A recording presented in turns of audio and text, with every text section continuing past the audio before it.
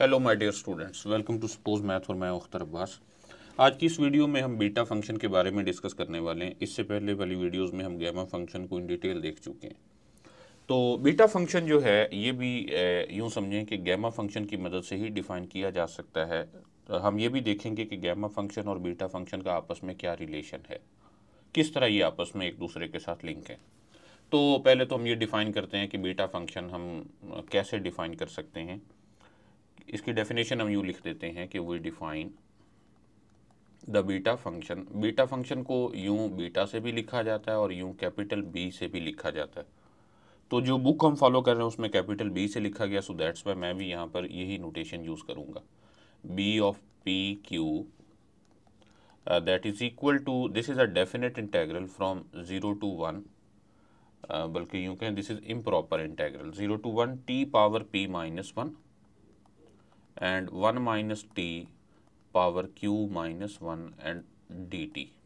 ये बस आप देखें कि पी क्यू ये दो आपके पास ऐसे कम्प्लेक्स नंबर्स हैं जिनका रियल पार्ट पॉजिटिव है। Real part of P is positive and also real part of Q is positive. ये दो कम्प्लेक्स नंबर है, रियल भी हो सकते हैं अल्टीमेटली, क्योंकि हर रियल जो है हर कम्प्लेक्स जो है हर रियल जो है वो कम्प्लेक्स भी होता है। तो बी ऑफ पी क्यू एक इंटेग्रल है 0 से 1 तक टी पावर पी माइनस 1 और 1 minus T power Q minus 1। Okay, अब इसको मुख्तलिफ और तरह से भी लिखा जा सकता है। जैसे अगर हम इसमें ये लेट कर लें कि t is equal to sine square phi, यानी इसी इंटेग्रल में जो कि 0 से 1 T power P minus 1 1 minus T power Q minus 1 है, इसमें अगर हम t को साइन स्क्वायर फाई सपोज कर लें तो उस सूरत में ये डी टी किसके इक्वल होगा? D T will be equal to 2 sine phi और साइन फाई का डेरिवेटिव जो कि है कॉस फाई और साथ में डी फाई भी। तो अब यही जो बी ऑफ पी क्यू है, देखें ये कैसे लिखा जाएगा। B of P Q it will be equal to integral, लेकिन हमें लिमिट्स अब चाहिए फाई वाली, क्योंकि पहले हमारे पास वेरिएबल टी था तो लिमिट्स टी के लिए थी। अब हमारे पास वेरिएबल फाई है तो हमें लिमिट्स भी फाई वाली रिक्वायर्ड हैं। तो ज़रा देखिए कि अगर ये जो टी है ये ज़ीरो के इक्वल हो, यहाँ से अगर टी ज़ीरो के इक्वल है तो इसका मतलब साइन स्क्वायर फाई भी ज़ीरो के इक्वल है, और अगर साइन स्क्वायर फाई ज़ीरो के इक्वल है तो इसका मतलब फाई भी ज़ीरो के इक्वल है। ओके, और अगर टी जो है वो 1 के इक्वल हो तो यहाँ से देखें sine square phi will be 1। Okay, यानी साइन फाई विल बी 1, और साइन फाई अगर 1 के इक्वल होगा तो फाई पाई बाई 2 के इक्वल होगा। तो हम यहाँ से लिख सकते हैं phi is equal to pi by 2। तो यहाँ जहाँ पहले लोअर लिमिट 0 थी अब वहाँ हम 0 ही लिखेंगे, लेकिन अपर लिमिट t इक्वल 1 की बजाय हम लिखेंगे पाई बाई 2 या 1/2 पाई, एक ही बात है। ओके, साथ में है टी पावर पी माइनस 1, और टी किसके इक्वल है? ये है साइन स्क्वायर फाई, तो इस सारे की पावर पी माइनस 1 और 1 माइनस टी यानी 1 माइनस साइन स्क्वायर फाई और इसकी पावर क्यू माइनस 1, और साथ में है डी टी जो कि है 2 sine phi cos phi and d phi. Okay, so it will be equal to integral from 0 to pi by 2, ये बन जाएगा sign power 2p minus 2 phi. इसी तरह ये 1 माइनस साइन स्क्वायर फाई जो कि कॉस स्क्वायर फाई के equal है, तो ये बन जाएगा cos power 2q minus 2 phi, और साथ में होगा 2 sine phi cos phi and d phi. Okay, तो यहाँ से ये जो 2 है इसको हम आउटसाइड लिख लेते हैं, 2 अलग से। Integral from 0 to pi by 2 sine और ये साइन इनकी पावर्स इकट्ठी हो जाएंगी, तो ये बन जाएगा sign power 2p minus 1 phi. इसी तरह कॉस की पावर्स को भी इकट्ठा कर देंगे तो ये बन जाएगा cos power 2q minus 1 phi और साथ में है डी फाई। तो ये भी एक तरीका है बीटा फंक्शन को एक्सप्रेस करने का। इसी तरह अगर हम इसमें t सपोज कर लें कॉस स्क्वायर फाई, तो इससे मिलती जुलती कोई और फॉर्म हमें मिल जाएगी। तो यहाँ देखें फार्मूला में बी ऑफ पी क्यू है तो साइन की पावर 2p माइनस 1 है और कॉस की पावर 2q-1 है और आउटसाइड 2 भी मौजूद है और जो लिमिट्स हैं वो 0 से π/2 तक हैं। ओके, तो ये तो था एक छोटा सा इंट्रोडक्शन बीटा फंक्शन के बारे में। अब हम एक थ्योरम करते हैं जिससे हमें पता चलेगा कि what is the relationship between these two functions, two important functions beta and gamma. तो थ्योरम कुछ यूँ डिफाइन किया गया है कि if real part of p is positive, real part of p is positive and real part of q is also positive, then b of p q यानी beta of p q that is equal to gamma of p gamma of q whole divided by gamma of p plus q। Okay, अच्छा यहाँ से भी देख लें कि चूँकि gamma function तब डिफाइंड होता है जब उसकी डोमेन का रियल पार्ट पॉजिटिव हो, तो इसलिए भी ये रियल पार्ट ऑफ p और रियल पार्ट ऑफ q का पॉजिटिव होना ज़रूरी है, क्योंकि b ऑफ p q जब gamma of p gamma of q के इक्वल है divided by gamma of p plus q, तो ज़रूरी है कि गैमा ऑफ p के लिए real part of p positive हो, इसी तरह real part of q positive हो, और अगर ये दोनों पॉजिटिव होंगे तो ultimately real part of p plus q जो है, जो कि इक्वल होता है real part of p plus real part of q, वो भी पॉजिटिव होगा। तो इसलिए जस्ट ये दोनों बता देना काफ़ी है कि real part of p is greater than 0 and real part of q is greater than 0। तो आइए अब हम इसको प्रूव करते हैं। तो इसको प्रूव करने के लिए हम जस्ट उसकी डेफिनेशन को ही यूज़ करेंगे। देखें, what is gamma of p gamma of q, gamma of p multiply with gamma of q that will be equal to, gamma की डेफिनेशन यूज़ करें तो ये इक्वल है integral from 0 to 1, sorry gamma की definition use कर रहे हैं तो integral from 0 to infinity e raise to the power minus t, t raise to the power p minus 1 and dt। ये था गैमा ऑफ p। इसी तरह गैमा ऑफ q जो है वो होगा integral from 0 to infinity e raise to the power, अब minus t की बजाय हम उसे लिखेंगे माइनस s, कोई नया वेरिएबल इंट्रोड्यूस किया जा सकता है, और बल्कि s नहीं, हम v यूज़ कर लेते हैं, e raise to the power minus v और फिर v की पावर q माइनस 1 और साथ में है dv। क्योंकि ये दोनों डिफरेंट है ना, दो गैमा ऑफ, एक गैमा ऑफ p एक गैमा ऑफ q है, इसलिए इसमें जो इंडिपेंडेंट वेरिएबल्स इन्वॉल्व हैं उनको भी हमने अलग अलग लिख दिया। अच्छा, अब हम इसको इवेल्युएट करने के लिए ऐसा करते हैं कि इसमें हम ये लेट कर लेते हैं कि ये जो t है ये इक्वल है x स्क्वायर और ये जो v है ये इक्वल है y स्क्वायर। अच्छा, अगर ऐसा हो तो dt किसके इक्वल होगा, ये इक्वल होगा 2x dx और dv इक्वल होगा 2y dy, और लिमिट्स जो हैं वो यही रहेंगी, क्योंकि अगर t 0 है तो x भी 0 हो जाएगा और अगर t इन्फिनिटी है तो x भी इन्फिनिटी होगा। इसी तरह v के लिए भी लिमिट्स 0 से इन्फिनिटी तक ही रहेंगी।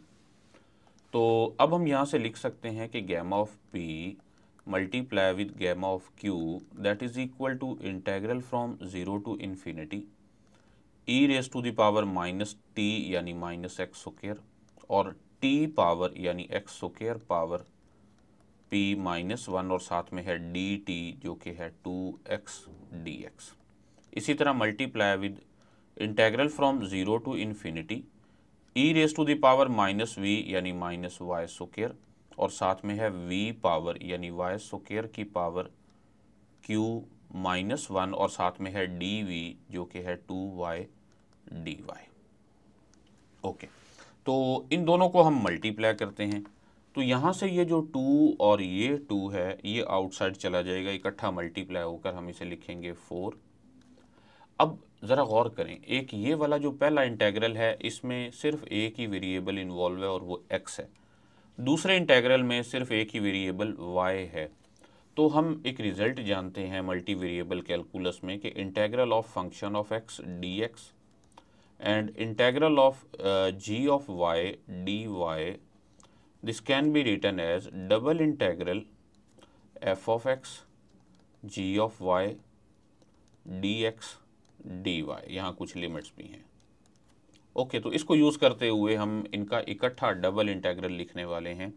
Integral from 0 to infinity, integral from 0 to infinity, e की पावर्स इकट्ठी कर दें तो e power minus x square minus y square, और ज़रा x की पावर्स भी देखिए क्या हो जाएंगी। ये थी x पावर 2p-2, लेकिन साथ में एक x भी मौजूद है, तो ये बन गया x पावर 2p-1, सो x पावर 2p-1। और इसी तरह ये जो y है ये भी y पावर 2q-2 है, लेकिन साथ में एक y भी है, तो ये बन जाएगा y पावर 2q-1, और साथ में है dx dy। या इसको हम दोबारा कुछ यूँ लिख देते हैं, 4 time integral from 0 to infinity, integral from 0 to infinity e raise to the power negative into x square plus y square, okay, and multiply with x power 2p-1, y power 2q-1 and dx dy। Okay, तो अब ये हमारे पास एक double integral है और इसकी जो limits हैं वो 0 से इन्फिनिटी तक हैं। तो इसको पोलर फॉर्म में चेंज करके हम सॉल्व कर सकते हैं। पोलर फॉर्म में कैसे चलें उससे पहले ज़रा ये देख लें कि इसका जो रीजन है इंटीग्रेशन के लिए वो कौन सा है। ये है हमारे पास क्वाड्रेंट्स x और y एक्सिस हैं, तो इसमें ये x है, यानी x कहाँ से कहाँ तक जा रहा है, 0 से इन्फिनिटी तक जा रहा है, और y भी 0 से इन्फिनिटी तक जा रहा है। इसका मतलब ये वाला रीजन है हमारे पास, यानी फर्स्ट क्वाड्रेंट में हमने इसको इंटीग्रेट करना है। अच्छा, अब हम इसको पोलर में चेंज करेंगे, और पोलर में चेंज करने के लिए हम ये लेट करते हैं कि x is equal to r cos theta and y is equal to r sine theta. तो जब ये चेंज करते हैं तो dx dy को r dr d थीटा से रिप्लेस भी करवाते हैं। तो उस सूरत में ये जो इंटेग्रल है gamma of p, so gamma of p gamma of q, it will be equal to 4 time integral double integral, अभी मैं इसकी लिमिट्स नहीं लिख रहा, और e raise to the power minus r square बन जाएगा, चूंकि x square plus y square r square के इक्वल है। साथ में है एक्स पावर 2p-1, तो एक्स किसके इक्वल है, आर कॉस थीटा, तो ये बन जाएगा आर पावर 2p-1, और साथ में कॉस पावर 2p-1 थीटा। इसी तरह y पावर 2q-1 यानी r पावर 2q-1, और साथ में है sine theta, so sine power 2q-1 theta, और साथ में dx dy है जिसको हम लिखेंगे r dr d theta. Okay, तो अब इसमें जो सारे r हैं उनको भी हम इकट्ठा कर लेते हैं। अच्छा, लिमिट्स तो हमने भी लिखी नहीं, r और थीटा के लिए लिमिट्स क्या हैं, तो यहाँ पर आप देखें इस पूरे रीजन में, ये जो ब्लैक वाला रीजन है, हमें दो काम करने हैं। एक ये डिसाइड करना है कि r कहाँ से कहाँ तक है, और दूसरा ये डिसाइड करना है कि थीटा की वैल्यू कहाँ से कहाँ तक हो सकती है। तो उसके लिए हम क्या करते हैं कि हम एक रे बनाएंगे जो कि ओरिजिन से पास होगी और इस रीजन से भी पास हो रही हो। तो ये वाली रे जो है ग्रीन वाली, आप देखें ये कहाँ से एंटर हुई है, 0 से, और कहाँ तक जा रही है, इन्फिनिटी तक जा रही है। तो ये r की लिमिट्स होंगी, r कहाँ से कहाँ तक है, बल्कि ऐसा करते हैं कि हम इसमें r की लिमिट्स आउटसाइड लिख लेते हैं 0 से इन्फिनिटी, और इनसाइड थीटा की लिमिट्स लिख देते हैं। तो जब इनसाइड थीटा की लिमिट्स लिखेंगे तो यहाँ डी थीटा और यहाँ डी आर बन जाएंगे। ओके, तो आर की लिमिट्स तो होगी 0 से इन्फिनिटी तक। अब थीटा की लिमिट्स क्या हैं, ज़रा इसी ग्रीन वाले पट्टी को देखिए, ग्रीन वाली ये रो जो है, ये कहाँ से ज़्यादा यहाँ से लोअर साइड ये है, और इसकी अपर साइड ये है। इसका मतलब थीटा की वेरिएशन कहाँ से कहाँ तक है, 0 से π/2 तक है। तो इसलिए हम यहाँ थीटा की वेरिएशन लिखेंगे 0 टू π/2। ओके, तो अब ये किसके इक्वल हो गया, हम इसे लिख सकते हैं gamma of p gamma of q that is equal to 4 time integral. अब इसमें फिर हम सेपरेट करने वाले हैं, r सारे सेपरेट कर देंगे और थीटा सारे सेपरेट कर देंगे। कैसे, ये बन जाएगा इंटेग्रल फ्रॉम 0 टू इन्फिनिटी, और ये किसके लिए है, थीटा के लिए है। तो तमाम थीटा वाली वैल्यूज इस साइड पर इकट्ठी कर दें, ये बन जाएगा cos power 2p-1 theta, sine power 2q minus 1 theta और साथ में है d थीटा। ओके, इसी तरह r वाले इकट्ठे कर लेते हैं। Integral from 0 to pi by 2 और r कौन कौन से हैं, e raise to the power minus r square और ये दो r हैं, r power 2p minus 1, r power 2q minus 1। तो इसको हम लिख सकते हैं r power 2p plus 2q minus 2 और साथ में r भी मौजूद है तो ये एक माइनस 1 हो जाएगा, माइनस 1 और साथ में है dr। ओके, तो अब ये दोनों जो इंटेग्रल्स हैं इनको इवेल्युएट करने के लिए हम फिर थोड़ी सी इसमें चेंजिंग करने वाले हैं। क्या चेंज करेंगे, हम ये लेट कर लेते हैं, मैं यहाँ पर अलग लिख देता हूँ कि let r is equal to square root of t और इसमें ये जो थीटा है, थीटा को हम लिख देते हैं पाई बाई 2 माइनस 5। ओके, अब इसमें हम पिछली वो डेफिनेशन ऑफ बीटा भी यूज़ करेंगे। तो ये क्या बन जाएगा, gamma of p gamma of q it will be equal to 4 as it is रहेगा। ओके, अब ये जो इंटेग्रल है ये लिमिट्स किसके लिए हैं, थीटा के लिए हैं। तो थीटा पहले कहाँ से कहाँ तक है, 0 से इन्फिनिटी तक है। अब जब हम ये पुट करेंगे थीटा अगर हम 0 पुट करते हैं तो फाई किसके इक्वल बन जाएगा, पाई बाई 2 के इक्वल। सॉरी, इसमें हम ये थोड़ी सी मिस्टेक कर गए, हमारी जो लिमिट्स थीटा के लिए हैं वो 0 से पाई बाई 2 तक हैं और r के लिए जो लिमिट्स हैं वो 0 से इन्फिनिटी तक हैं। सॉरी, ये मिस्टेक थी। सो थीटा की वेरिएशन 0 से पाई बाई 2 तक और r की वेरिएशन जो है वो 0 से इन्फिनिटी तक है। ओके, तो जब हम r को थीटा को 0 पुट करेंगे तो फाई जो है वो पाई बाई 2 के इक्वल होगा। सॉरी, हम तो ये कर रहे हैं ना, थीटा जब 0 पुट करेंगे तो phi will be equal to pi by 2। Okay, और जब हम थीटा को पाई बाई 2 पुट करेंगे तो फाई जो है वो 0 के इक्वल हो जाएगा। और ये है साथ में cos power 2p minus 1, 2p minus 1 और साथ में थीटा है और थीटा किसके इक्वल है, पाई बाई 2 माइनस 5 के इक्वल है। इसी तरह sine power 2q minus 1 theta, theta जो कि इक्वल है पाई बाई 2 माइनस 5 और साथ में डी थीटा है तो डी थीटा किसके इक्वल है, माइनस डी फाई के इक्वल है। और दूसरा इंटेग्रल, अब r हम चेंज कर रहे हैं और r किसके इक्वल है, स्क्वायर रूट ऑफ t के इक्वल है। तो d r will be equal to, यहाँ से हम लिख सकते हैं कि d r is equal to 1/2 times square root of t and D t, या हम इसे यूँ लिखेंगे कि 2t power minus 1/2 that will be 1/2 t raise to the power minus 1/2 and D t. So ये बन जाएगा integral from 0 to infinity e raise to the power minus r square will be t, तो ये बन जाएगा e power minus t।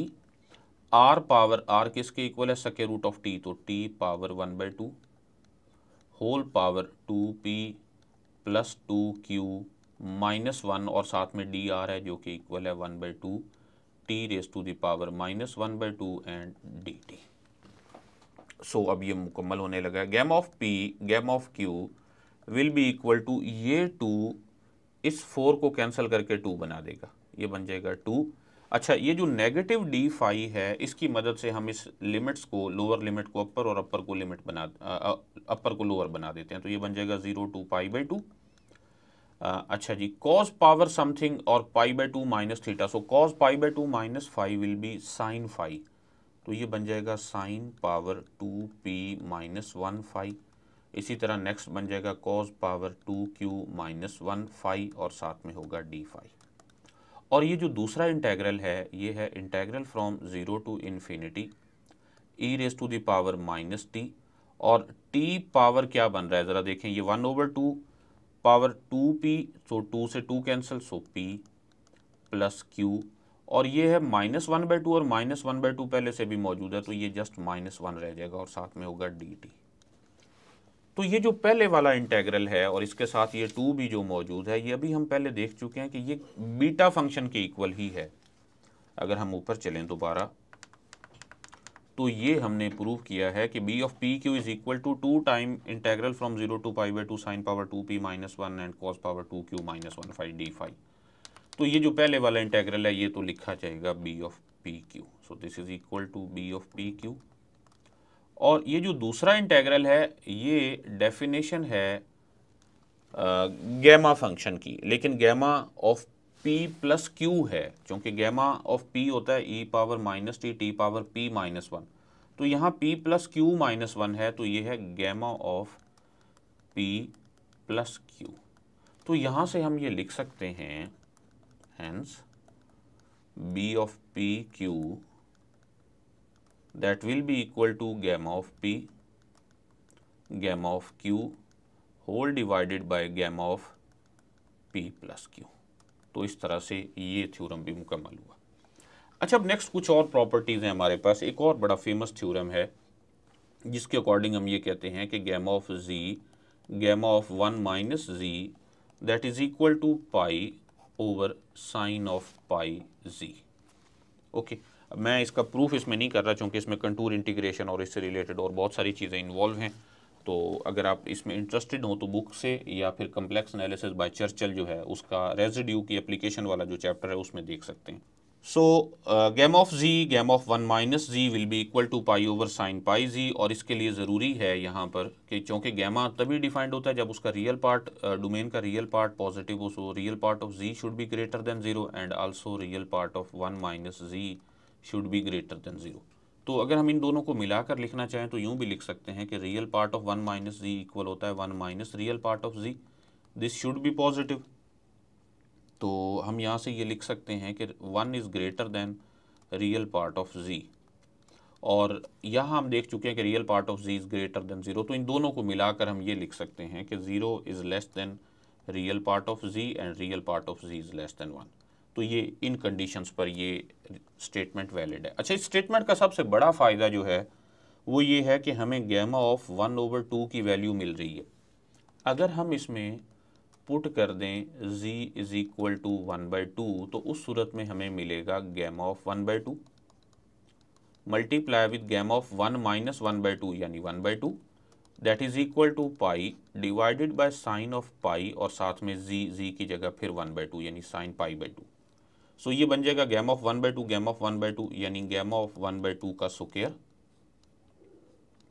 That is equal to pi divided by sine pi by 2। Sine pi by 2 1 के equal है, तो यहाँ दोनों साइडों का स्क्वायर रूट ले लेंगे तो हमें वैल्यू मिल जाएगी, ये स्क्वायर से square root cancel. So gamma of 1/2 that is equal to square root of pi. तो ये मोस्टली यूज़फुल वैल्यू है। अक्सर गैमा की जब वैल्यू हमें किसी और नंबर पर फाइंड करना होगी तो हमें इस वैल्यू से हेल्प मिलेगी।